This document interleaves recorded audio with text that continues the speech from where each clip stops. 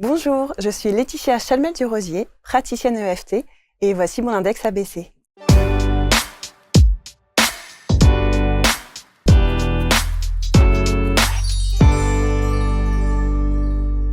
Et si certains de nos symptômes, justement, étaient le reflet de nos émotions cachées, les fameuses émotions. On a fait beaucoup d'émissions là-dessus, mais encore faut-il en parler avec une certaine expertise, avec du doigté, si je puis dire, et puis voir évidemment de quelle manière on peut s'approprier ces émotions, les gérer, et doit-on, d'ailleurs ce sera une vraie question à poser à mon invité, doit-on gérer nos émotions? Doit-on apprendre à les gérer? Elle s'appelle Laetitia Chalmel-Durosier, elle est installée sur les canapés. Merci d'être là. Merci. Bonjour Laetitia. Bonjour. Praticienne EFT, alors on va revenir sur cela évidemment, sur cette fameuse technique, on va parler des soins énergétiques. J'ai posé une question, est-ce qu'il est nécessaire d'apprendre à gérer nos émotions? Grande question. Alors déjà, moi j'aime pas trop le mot gérer ses émotions. Okay. Est-ce qu'il faut les laisser?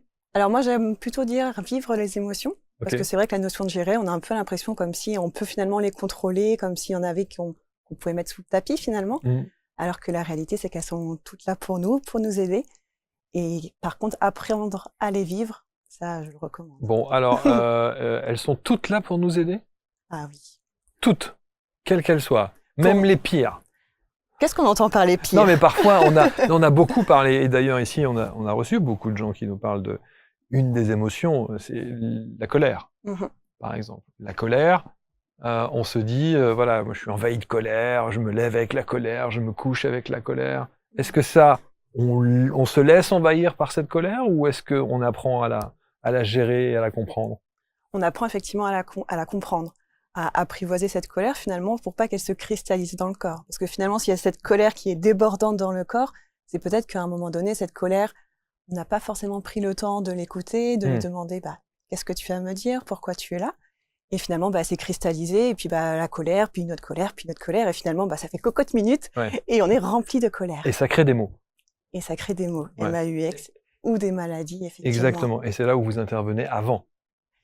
On essaye en tout cas, vous essayez, en tout cas. de pouvoir aller... on va voir votre parcours de vie, comment est-ce que vous en êtes arrivé là. Mais vous avez, j'allais dire, presque une spécificité, c'est-à-dire un angle bien spécifique quand on parle des émotions. C'est les émotions liées à l'alimentation? C'est ça votre secteur? Alors effectivement, j'accompagne beaucoup sur le sujet de l'alimentation émotionnelle par rapport à ma propre histoire de vie. Oui.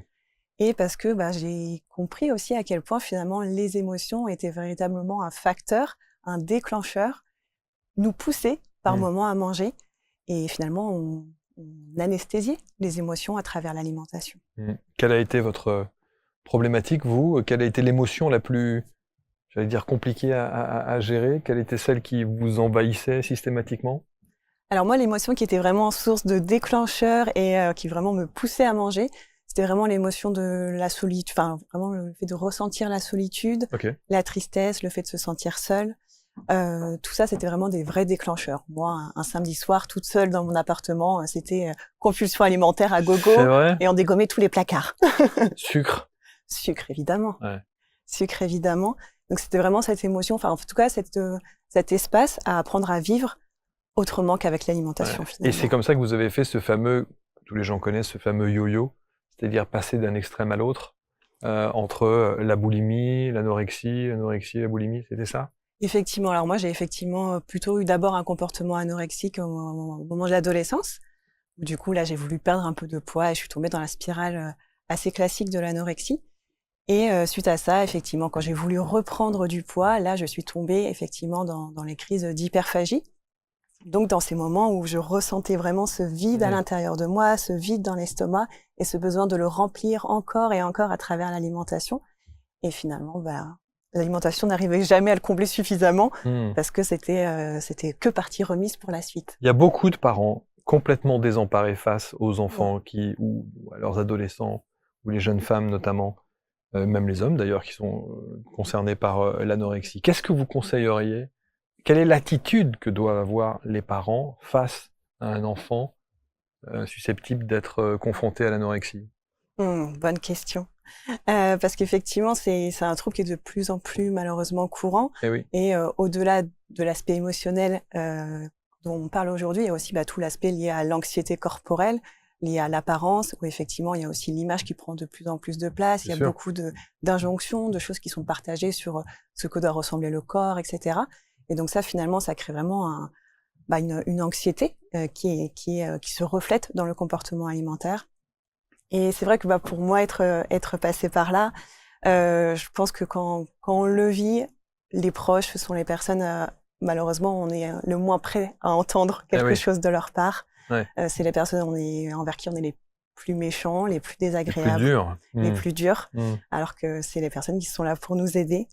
Et effectivement, je pense que l'idée, c'est vraiment de leur montrer qu'on comprend, qu'on est là pour eux. Ouais.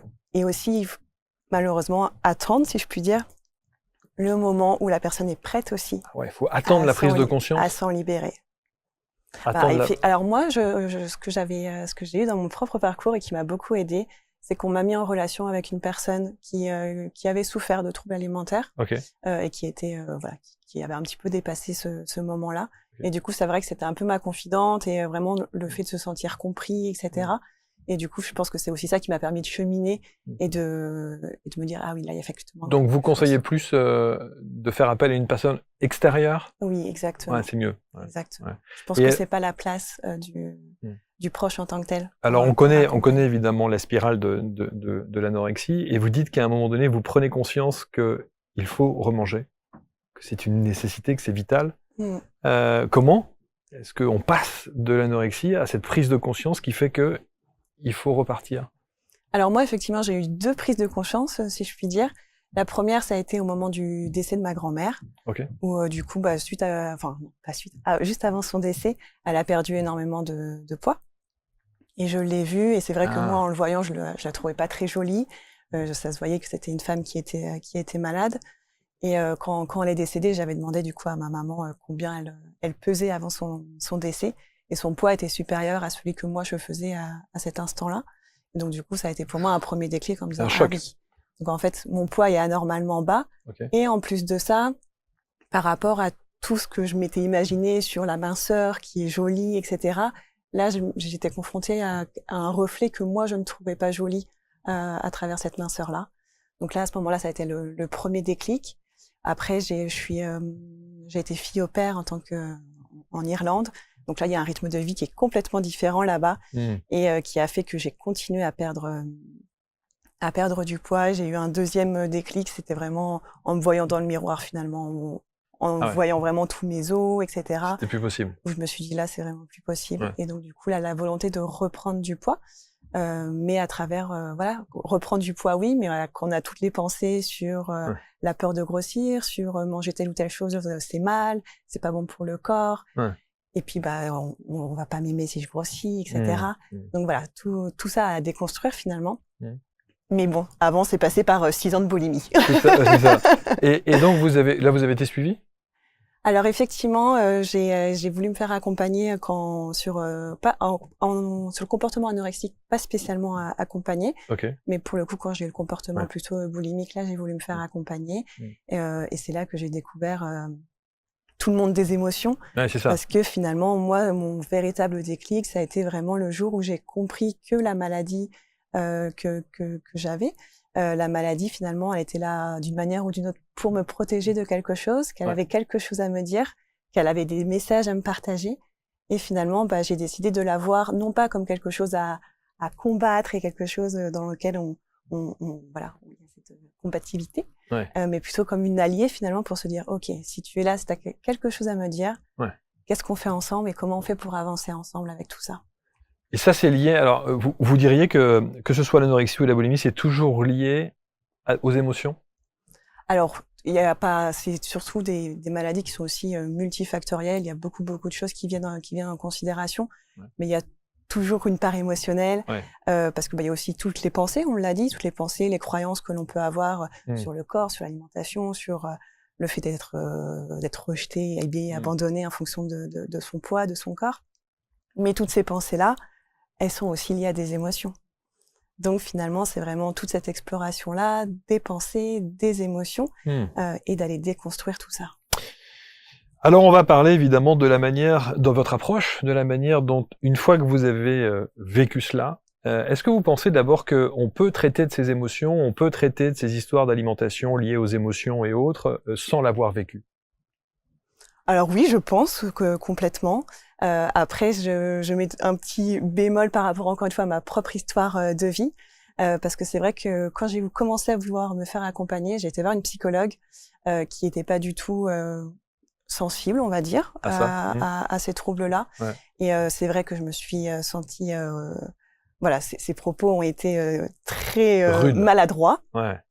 Et du coup, ça n'a fait que empirer ma sensation. Donc, ouais, il y a un petit bémol sur le fait de quand même des personnes qui sont alertes, si je puis dire, sur ces troubles. En tout cas, ça vous donne une légitimité, parce que vous savez de quoi vous parlez pour l'avoir vécu. Exactement. Donc, c'est déjà effectivement un plus.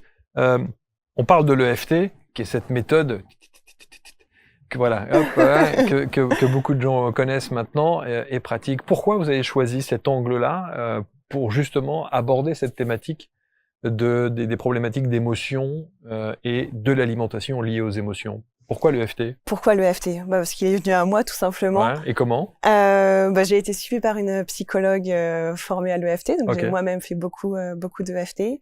Celle qui m'a formée aussi pour accompagner sur le sujet de l'alimentation émotionnelle était aussi formée à l'EFT. Donc finalement, assez naturellement, c'est un outil que j'ai pu tester, voir véritablement les bienfaits sur moi aussi. Donc naturellement, j'ai voulu le proposer à ceux que j'accompagne. Alors comment est-ce que, je suppose que l'accompagnement évidemment se fait sur un moyen long cours? Exactement. Généralement, j'accompagne sur 3-4 mois. 3-4 mois. On va pas évidemment expliquer les 3-4 mois, mais comment l'EFT peut aider quelqu'un à prendre conscience que il est envahi par une émotion et que cette émotion a un impact sur son alimentation? Comment tout ça est lié? Comment votre approche se concrétise-t-elle au moment où on vit ça pleinement?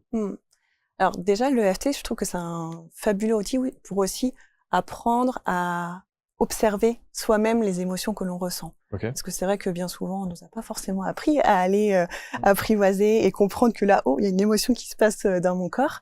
Donc déjà, l'EFT, vraiment, vu qu'on guide la personne à se connecter à son corps, à ses ressentis, à ses manifestations physiques, à nommer l'émotion aussi, à pouvoir aussi identifier son intensité, etc. Ça déjà, ça permet peu à peu d'apprendre à identifier ses émotions.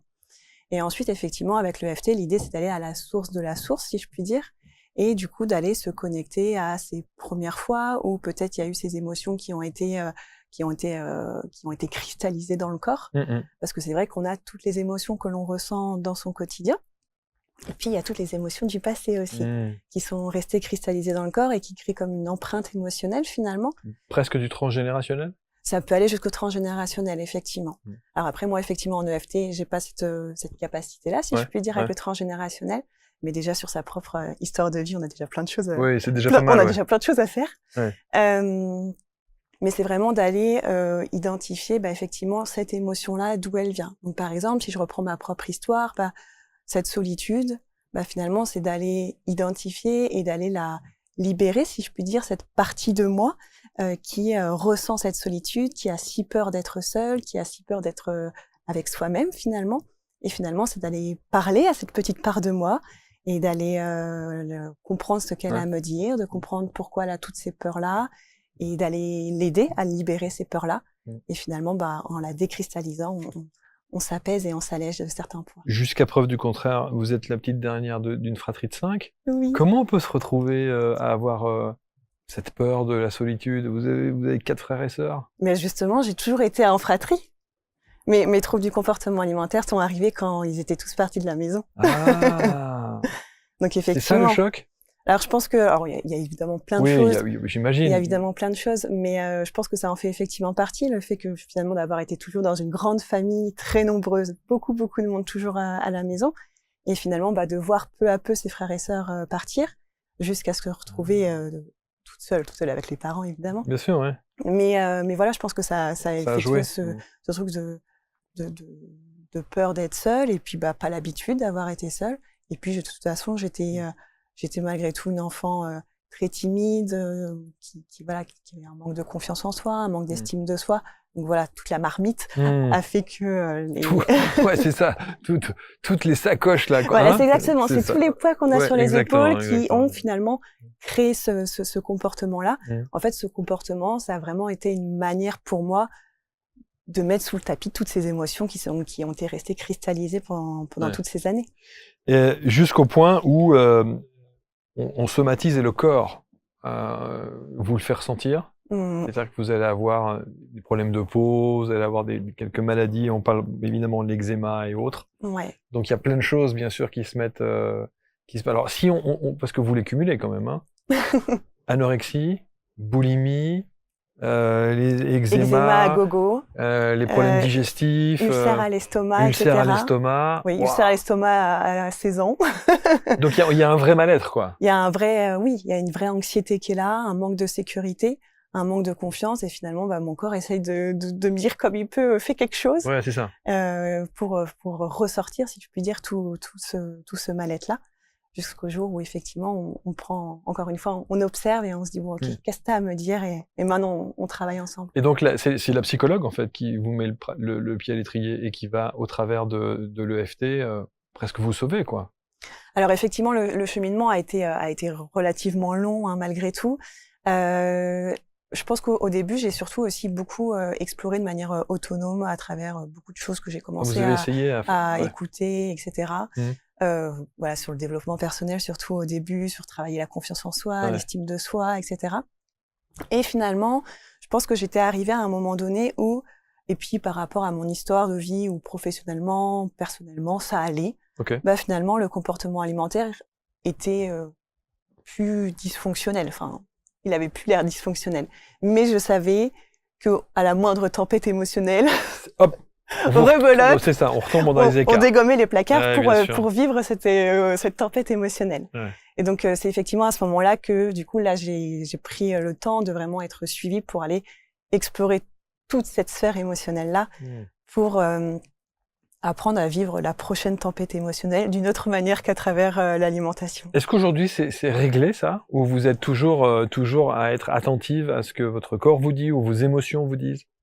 Alors je suis toujours très attentive à mes émotions. Aujourd'hui, ça fait complètement partie de mon quotidien, de ressentir les maux du corps, les douleurs, les choses qui apparaissent sur le corps, d'aller comprendre l'émotion qu'il y a derrière. Je prends beaucoup de temps à aller parler à mes émotions, de comprendre le message qu'elles ont à me dire, pourquoi elles sont là, et effectivement prendre le temps de les libérer. C'est ce qui a aujourd'hui forgé votre accompagnement, enfin la structure que vous préconisez pour ceux et celles qui nous regardent et que vous avez envie d'accompagner? Oui, effectivement. Moi, j'accompagne vraiment les personnes aussi à devenir leur propre détective, si je peux dire, de leurs émotions. Parce que des émotions, on va en ressentir toute notre vie, et bien heureusement parce qu'elles sont de fabuleux alliés. Mais du coup, l'idée, c'est vraiment d'aller apprendre à justement les vivre. Parce que, ok, s'il n'y a plus le comportement alimentaire compulsif, mais si à la prochaine émotion, effectivement, ça revient, l'idée, c'est de voir comment on peut vivre cette prochaine tempête émotionnelle, parce que on le sait de toute façon, il y en aura une. Mais là, vous parliez effectivement de ces émotions au travers de l'alimentation, mais on peut avoir des émotions et des comportements au travers de ces émotions autres que l'alimentation. Ah, mais alors moi, je suis assez persuadée que nous avons toutes et tous notre mécanisme d'adaptation à nos émotions. Total. Ça peut être l'alimentation, ça peut être le tabac, ça peut être la drogue, ça peut être les achats. Enfin, je pense que nous avons toutes et tous notre manière de faire pour faire face à nos émotions, parce qu'encore une fois, on nous a pas appris à les vivre, les émotions, on nous a plutôt appris à plutôt les mettre sous le tapis. Et donc finalement, on fait tous du mieux qu'on peut pour, quand il y a une émotion trop désagréable, trop intense, finalement, inconsciemment, on se dit, oh non, toi, je veux pas te ressentir. Et on l'anesthésie à travers un comportement qui peut être des fois inapproprié et qui surtout peut être source de souffrance après. Donc vous avez mis un protocole en place avec l'outil de l'EFT pour accompagner la gestion de nos émotions. Enfin, je sais que vous n'aimez pas le mot gestion. Pour apprendre à vivre ses émotions. Pour apprendre à vivre ses émotions.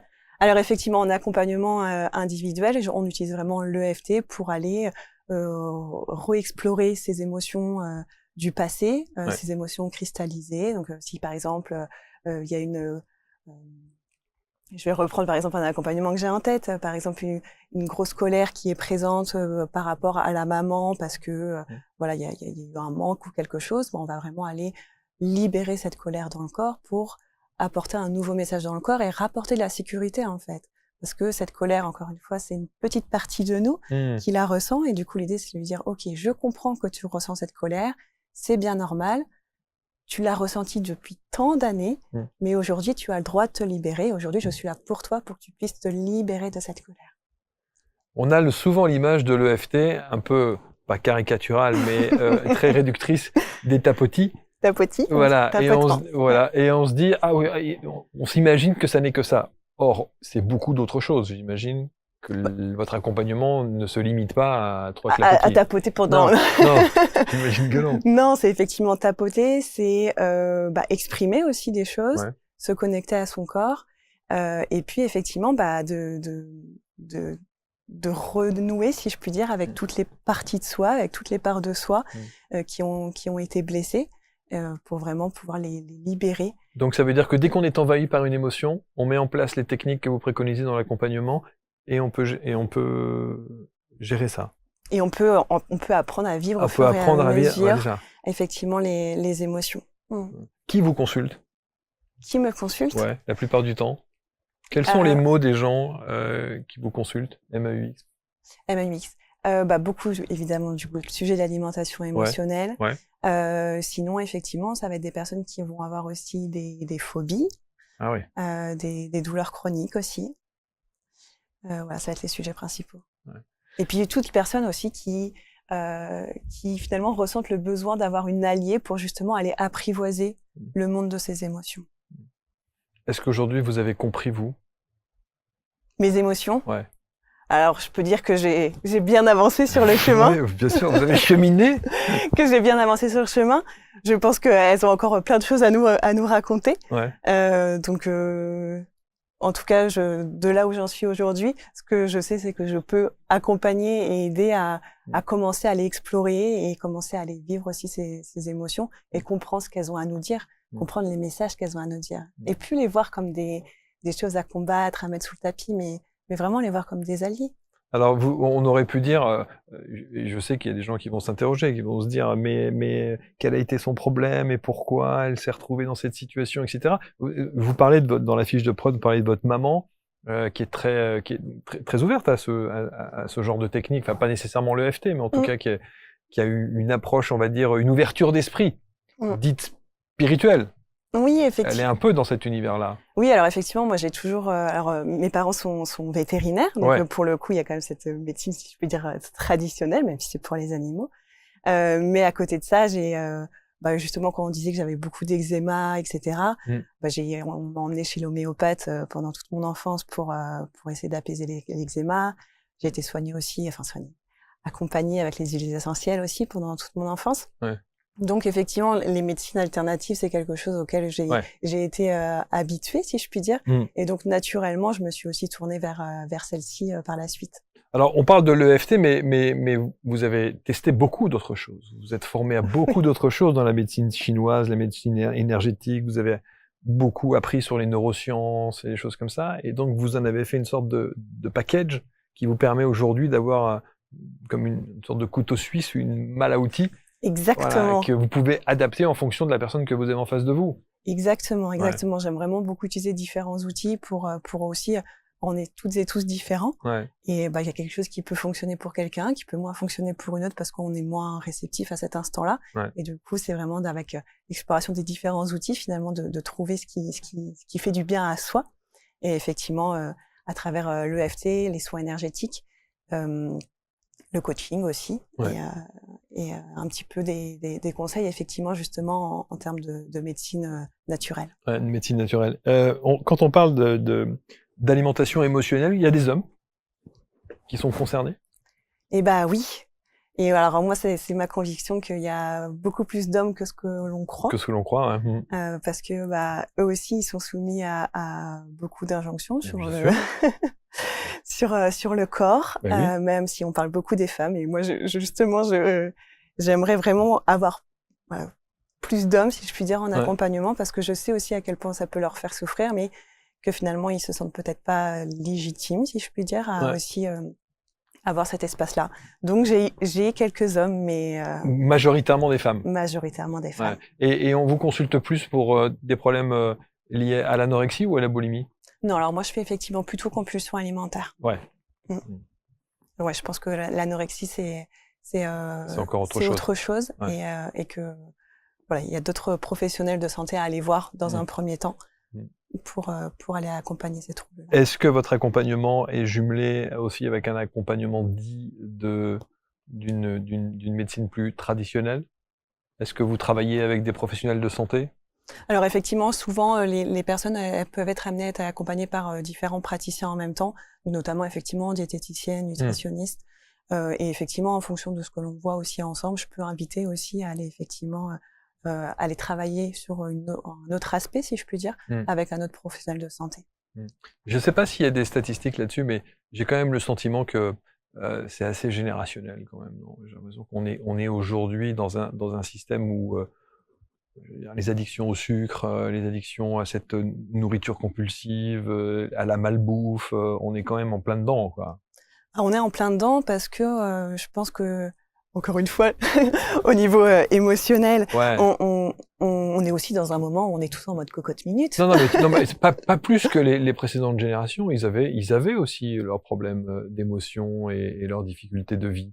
Oui, complètement. Mais nous, on a, je trouve, un rapport à l'alimentation qui est quand même parce qu'elle assez faussé, elle est quoi. aussi, c'est finalement on l'a dit, on a toutes et tous un peu nos mécanismes pour faire face. Et finalement, l'alimentation, elle est tellement accessible, elle est facile à avoir. Et puis aussi en termes de prix, finalement, c'est l'alimentation qui est moins adéquate pour notre corps, qui est la plus accessible. Donc finalement, c'est ça aussi qui fait que finalement, c'est facile, c'est socialement accepté aussi, ça se voit pas. Donc tout ça fait qu'effectivement l'alimentation prend beaucoup de place. Et encore une fois, moi je suis aussi assez convaincue que toutes les injonctions liées au corps vient vraiment mettre beaucoup vient alimenter, si je puis dire, ces problématiques en lien avec le comportement alimentaire. Mais ça veut dire aujourd'hui que dans votre accompagnement, dans cette alimentation émotionnelle, il y a vous dites ne plus faire ceci ou ne plus faire cela, c'est-à-dire par exemple le sucre, vous stoppez tout ça, non, vous faites plus, il n'y a pas de rééquilibrage, non, faites pas tout ça. Non, et puis alors justement, Qu'est-ce que vous avez mangé ce matin? Qu'est-ce que vous prenez au petit déjeuner? Vous faites pas tout ça? Non, pas du tout. Non, j'accompagne vraiment pas sur le côté de l'assiette. Et j'explique aussi d'un point de vue physiologique pourquoi effectivement le fait de faire des grosses restrictions, pourquoi finalement après on a l'effet yo-yo, etc. C'est aussi de comprendre les mécanismes du corps finalement. Mais comment on peut accompagner l'alimentation émotionnelle sans parler de ce qu'il y a dans l'assiette? Alors sans en parler de l'assiette, c'est-à-dire du contenu de l'assiette en tant que tel? Oui, absolument. Parce que effectivement, généralement, les compulsions aussi, elles viennent en dehors des repas finalement. Et du coup, c'est vraiment dans ces instants-là qu'on va aller travailler. On va aller aussi ressentir, travailler sur ce que l'on ressent. Donc effectivement, moi j'en ai parlé tout à l'heure aussi. Vraiment cette sensation de vide dans l'estomac, ce trou qu'on a besoin de remplir encore. On va aller travailler sur cette sensation-là pour que finalement cette sensation elle se libère. Donc c'est vraiment sur tous ces aspects-là. Donc c'est pour ça qu'effectivement un accompagnement en parallèle avec diététicienne, nutritionniste est important pour pouvoir effectivement trouver son équilibre. Mais c'est vrai qu'aujourd'hui c'est pas mon expertise d'aller travailler en tant que tel sur l'assiette. Alors j'ai le sentiment, si on devait imaginer, que vous nous apprenez en tout cas à construire une espèce de bulle avec une technique qui, dès l'instant où on ressent cette émotion-là, cette pulsion ou cette envie ou cela, hop, on met en place ce que vous préconisez et on s'apaise et on soulage. Alors effectivement, je crée un petit peu des SOS c'est ça. En EFT. C'est une application. Alors, c'est l'application de Laetitia. Je ressens un truc, je vais ouvrir avant de défoncer le placard. On a tous un placard à sucre. Évidemment. On a tous un placard à sucre. On a tous ce placard-là. Et je pense que si vous avez des enfants, il y a l'heure du goûter, la rentrée des classes, etc. Voilà, il y a le placard qui est terrible. Mais ce qui est important aussi à rappeler, c'est que nous sommes toutes et tous profondément humains et que manger sous le coup des émotions, c'est parfaitement normal et naturel. C'est fou parce que là, il y a un paradoxe. C'est-à-dire vous dites, on a le droit de manger sous le coup des émotions, mais en fait, il faut apprendre à gérer ces émotions pour ne pas être dans le côté compulsif. Effectivement, l'alimentation émotionnelle, finalement, à partir du moment où, après cette prise alimentaire, qui peut être disproportionné par rapport à nos besoins. Si ça c'est source de culpabilité, c'est source de honte, c'est source de plein de petites voix là qu'on se dit contre nous, comme quand on est mal, qu'on n'est pas bien, etc., etc. Et ben tout ça, c'est cette souffrance-là finalement qui pèse et qui rajoute encore une fois des bagages en complément sur soi. À partir du moment où c'est source de souffrance, effectivement, on a le droit on a le droit, non, c'est pas on a le droit, mais j'invite à aller explorer cette relation à l'alimentation. Mais après, de manger, enfin, je veux dire, on le fait toutes et tous, de manger quelque chose parce que soit effectivement on est un peu triste, etc. Soit ou au contraire parce qu'on ressent de la joie. Il y a eu un bel événement, il y a eu quelque chose. Bah du coup, il y a ce truc un petit peu festif que l'on mange, etc. Et ça, c'est complètement normal, humain. On est profondément humain avant tout. Vous aimez le chocolat? J'adore ça. Le lait ou chocolat ou noir? Ah bah le lait. La conseillère en naturopathie. Vous auriez dû me dire, non, chocolat noir, 70, 78%, même 80%. Non. Oui, mais si je me dis que finalement, c'est mieux de manger du chocolat noir parce que pour le corps, etc., etc. Donc, je vais peut-être manger mon petit bout de chocolat noir en me disant, oh là là, en vrai, j'ai quand même plus envie de mon chocolat au lait, sûr, etc. Mais vous avez quand même votre petite note de sucré. J'ai ma petite note de sucré. Mais au bout d'une semaine où j'ai mangé mon petit bout de chocolat noir qui m'a pas du tout fait plaisir, c'est vrai. Qu'est-ce qui va se passer? Et parce que dans la journée, il s'est passé un petit truc qui m'a un petit peu retourné émotionnellement. Ouais, c'est vrai. Qu'est-ce qui va se passer le soir? Je vais ouvrir la plaquette de chocolat au lait et je vais la dégommer dans sa globalité. Alors, si on mangeait un petit bout chaque jour, enfin en tout cas, quand j'en ressens le besoin et quand j'en ai vraiment envie et quand ça me fait vraiment plaisir à le manger, alors... Et alors, ce petit bout, si à un moment donné, j'ai envie de défoncer la tablette, et j'ai pas d'émotion particulière, mais j'ai envie de boulotter la tablette complète. Alors là, il se passe c'est intéressant de me mettre, enfin, bon, sur le coup, je sais bien que c'est compliqué de dire, bon, alors stop. Oh, c'est ça. Écoute-toi, fais quelque chose, écoute-toi. Je sais à quel point dans ce moment-là, c'est pas possible. Ouais, c'est vrai. Donc c'est ok, on fait ce qu'on a à faire, ce qu'on ressent le besoin de faire, mais ça peut être après, effectivement, de se demander qu'est-ce qui s'est passé, peut-être aussi des pensées, parce qu'il y a aussi beaucoup de pensées permissives. On rentre dans un process de culpabilité derrière. Alors effectivement, donc, ça c'est une émotion, la culpabilité. C'est une émotion. C'est pour ça que celle-ci, elle est, on la travaille aussi beaucoup pour finalement apaiser aussi cette culpabilité-là, et parce que aussi, elle nous empêche, si je puis dire, de pouvoir aller justement explorer le pourquoi et d'aller à la racine de la difficulté. Il y a le côté compulsif. Ce besoin de tout de suite maintenant, machin, etc. Et puis après il y a la redescente. Alors c'est vrai que sur le coup ça fait plaisir, ça fait du bien. Je l'ai fait pas plus tard qu'hier soir. Et après il y a le questionnement. Il y a le questionnement. Ça fait du bien parce qu'effectivement sur le moment en fait, vu que l'alimentation elle vient pour anesthésier quelque chose, donc effectivement en mangeant on anesthésie le corps, parce que du coup, en plus, le corps, il met en place la digestion et il fait du mieux qu'il peut pour aller, pour faire face à tout ça. On anesthésie aussi le mental, parce que du coup, on est occupé à manger, etc. Donc finalement, il y a ce sentiment d'un seul coup, on a tout bloqué, on a tout anesthésié. Sauf que, donc sur le coup, on a l'impression que ça fait du bien, mais effectivement, suite à ça, ça peut générer la culpabilité, la honte, le fait de beaucoup de pensées aussi très désagréables envers soi, qui viennent du coup aussi jouer sur la confiance en soi, l'estime de soi, etc. Donc finalement, c'est vrai que justement tous ces sujets d'estime de soi font entièrement partie de l'exploration et du travail.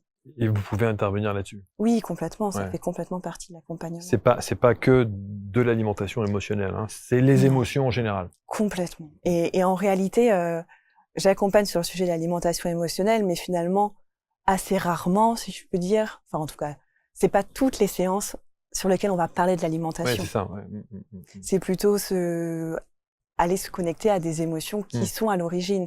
Mais c'est pas en tant que tel le comportement alimentaire, parce que le comportement alimentaire, c'est vraiment la partie visible de ce que l'on voit, mais en profondeur, il y a tout ce qui est émotionnel, pensée.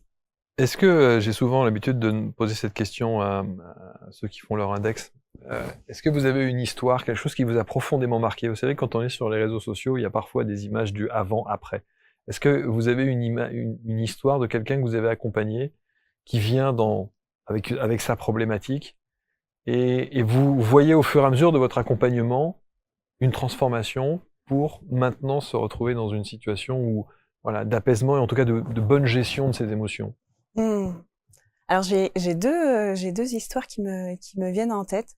La première, c'est peut-être plus pour exprimer et montrer aussi l'EFT finalement comment ça fonctionne. Parce que c'est vrai que souvent aussi j'ai des personnes qui viennent me voir où je suis pas la première personne qui viennent voir. Ils ont déjà testé énormément de choses.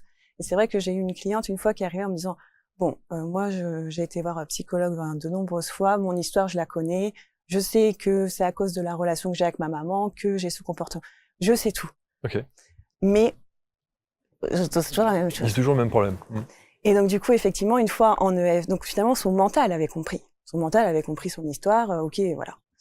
Et du coup, en EFT, une fois, on a été amené à aller travailler sur la colère, du coup, qui était en lien avec sa maman. Et à la fin de la séance de EFT, elle me dit enfin, je lui lâche la grappe à ma maman. En fait, c'est son corps là qui avait compris. Elle avait compris pendant toutes ces années le mental. Ok, il y a eu ça, donc j'ai cette manière de faire. Mais là, c'était plus le mental à qui on est venu parler. C'était vraiment au corps, au cœur. Et là, on a été dire, ok, c'est bon, il y a eu tout ça. Mais aujourd'hui, on peut se libérer de tout ça et on peut avancer d'une autre manière.